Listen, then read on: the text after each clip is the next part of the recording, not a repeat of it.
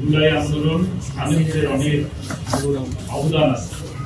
আলেম সমাজ আমাদের মনে আছে গত 5ই মে 2013 সাল আলেম সমাজের ডাকে গোটা বাংলাদেশে একত্রিত হয়েছিল এবং ফ্যাসিস্ট হাসিনা তার নির্দেশে রাতের অন্ধকারে সকল লাইট বন্ধ করে দিয়ে শাপলা চত্বরে হাজার হাজার আমাদের ভাইদেরকে হত্যা করা হয়েছে এবং সেই হত্যার পরে তারা বিদ্রুপ করেছে। বিদ্রুপের ভাষা ছিল এই, তারা টমেটো সস লাগায় শুয়েছিল।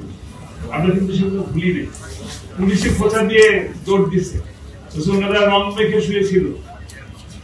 সেই সমস্ত রক্ত রাজপথে এখনো আছে, মুছে যায় নাই, আমাদের হৃদয় থেকে মুছে যায়। বিপ্লবের মূল বিষয় ছিল মেধা নয়, কোটা নয়, মেধা। আবার ছিল উই ওয়ান্ট জাস্টিস। আমরা এখনো পর্যন্ত সেই জাস্টিস ফিরে পাইনি। 5ই মেতে হত্যাকাণ্ডের বিচার হয় নাই, 28শে অক্টোবরের রোগী বৈঠা হত্যার বিচার হয় নাই, অসংখ্য মানুষকে যে তারা গুম করেছিল, হত্যা করেছিল, তারও বিচার হয় নাই। ন্যায় বিচার কল্যাণমুখী একটি রাষ্ট্র গোটা বাংলাদেশ চায়। 1971 সালে বৈষম্য ছিল বলেই এদের স্বাধীনতার জন্য তখনকার মুরব্বীরা জীবন দিয়েছেন। আর 2024 সালে যারা জীবন দিলেন তারা সেই স্বাধীনতাকে রক্ষা করার জন্য জীবন দিয়েছে। আজকে আমরা কথা বলছি সেই স্বাধীনতা পাওয়ার জন্য, সেই দিনকে, সেই 5ই আগস্ট পাওয়ার জন্যই আজকে আমরা কথা বলার সুযোগ পাচ্ছি। কাজে আগামী দিনগুলো আবারও কি এরকম 5ই আগস্ট আসুক, এভাবে চান আপনারা? আমরা কি এই দেশটাকে সুন্দর করে করতে চাই না? আমরা চাই গোটা বাংলাদেশ একটি সুন্দর বাংলাদেশ হোক। আমাদের মুরব্বীরা সোনার বাংলা গড়ার জন্য জীবন দিয়েছিলেন, সোনার বাংলা তো করে নাই, তারা আমাদের দেশটাকে ফুটো ছিদ্র করে দিয়েছে।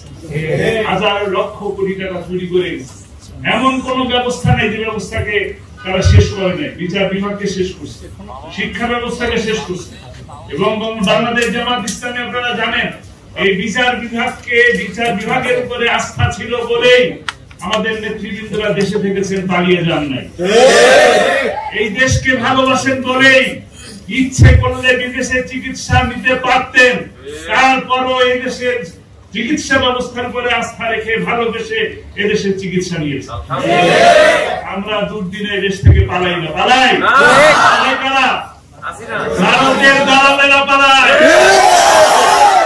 হতে হবে বাংলাদেশে যদি আমরা আমরা ঐক্যবদ্ধ না হই, তাহলে এরা পালিয়ে গেছে পরাজিত যে শক্তি, যারা এই বাংলাদেশের স্বাধীনতা সার্বভৌমত্বকে ধ্বংস করতে চায়, যারা ভারতের দালাল রূপে এই দেশকে দেখতে চায়, তারা আবারও ফিরে আসবে। আবারও তারা বলে আমরা সুযোগ পেলেই আসবো। আপনারা কি সুযোগ দিবেন?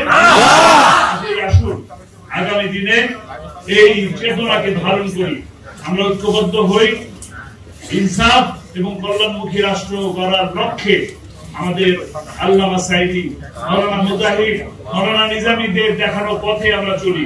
ইনশাআল্লাহ ন্যায় এবং ইনসাফ ভিত্তিক একটি সমাজ গঠন হবে।